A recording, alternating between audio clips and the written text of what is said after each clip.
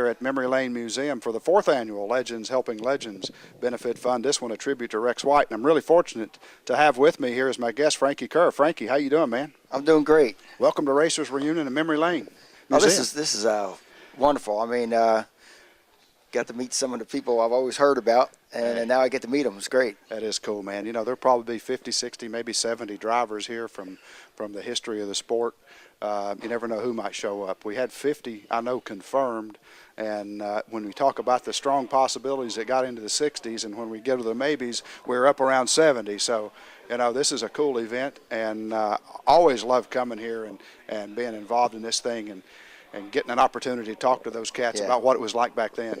Yeah, you know, I was back there talking to some of them, and, you know, we think we have it bad nowadays, you know, working on these things.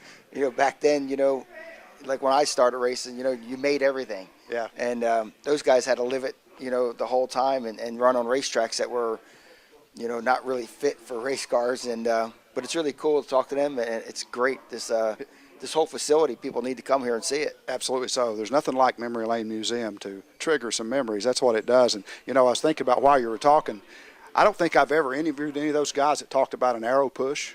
You know, and I haven't heard any discussions about Packers and bump stops and, you know, and things like that. It's a whole different deal, man. It really is. You know, things have changed. You know, it seemed like 10 years ago things changed, and then, you know, with the COT car now, it's just a total different world.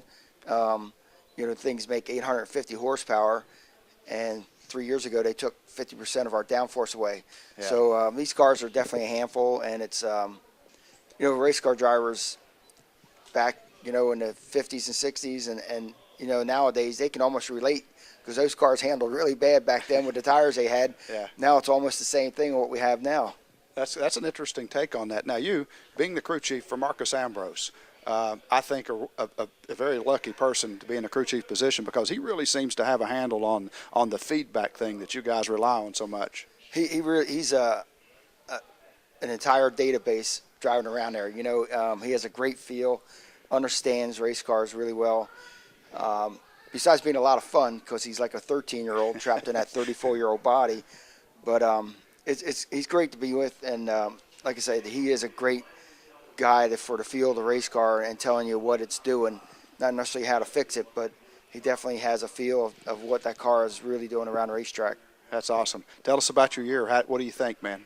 Well, Daytona, we blew up. Unfortunate, you know, we're just riding along there, you know, in the top 15, just waiting for the end, you know, trying to stay out of the big one, and we blew a motor. Then, unfortunately, California, we lost another motor.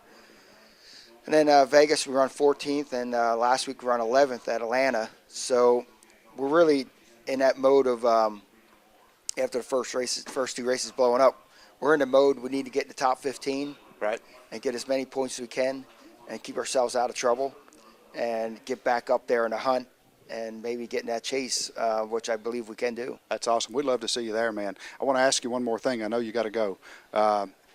You came to the South from racing in the North, from the Sprint Car Series and things like that. Who was your hero back then? Who was it that made you know that you wanted to get into racing?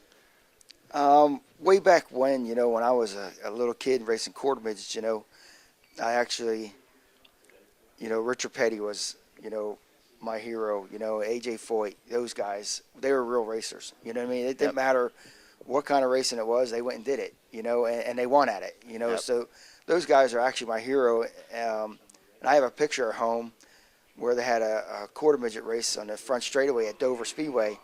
And I think I was like maybe 8 or 9 years old, and I won the race, and I got a picture, you know, with Richard Petty.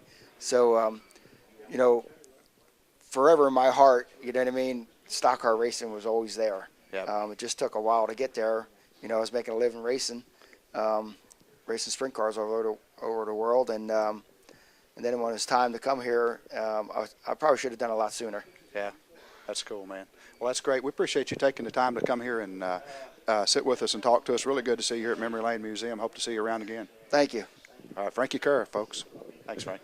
No problem, That was great, man. Thank you. Appreciate you, man. That's cool.